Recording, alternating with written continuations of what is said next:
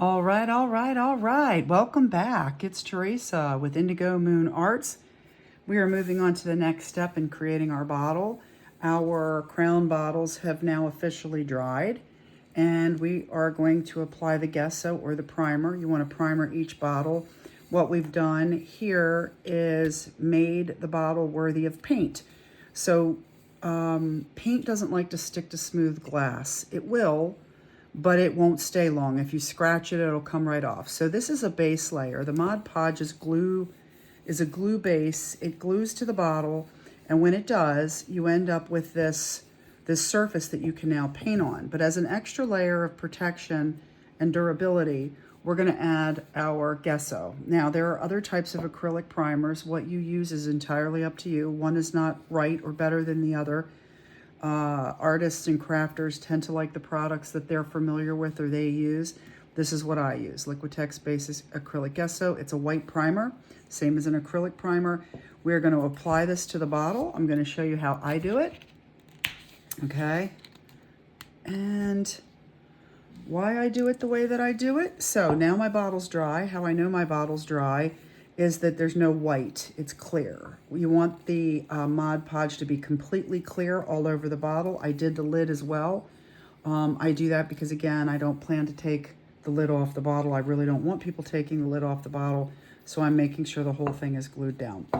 Now, this part, you can be a little sloppy, meaning that it's not precision here. It's making sure you're getting your base of the bottle covered and ready for paint. You're going to paint the entire bottle. And because you're going to paint the entire bottle, you're going to make sure that the entire bottle is Mod Podged, bottom and top. And you're going to just go over the bottle. I use the foam brushes because I like the texture. You can use a paintbrush. You can use other things if you'd like. But I like what looks like a bit of a sandy or rough texture. And that's why I use these tools. And you can stamp it, you can rub it, but best to do it like this. It goes pretty quickly, and then you have to let it dry. So that's what I'm doing. I'm working on 2 bottles at the same time to hopefully be able to keep us going here with our little videos. I'm also trying to do it step by step so that if you know how to do a part, like if you know how to do this part, you're not a brand new, you can just skip this, you don't need this. That's fine. Just showing you how I do it so that you can watch me create a bottle from beginning to end. These bottles don't take that long. They look very intricate. Oops. They look intricate. I did this one last night. I usually do multiple bottles at a time, 2 or 3 because of the drying.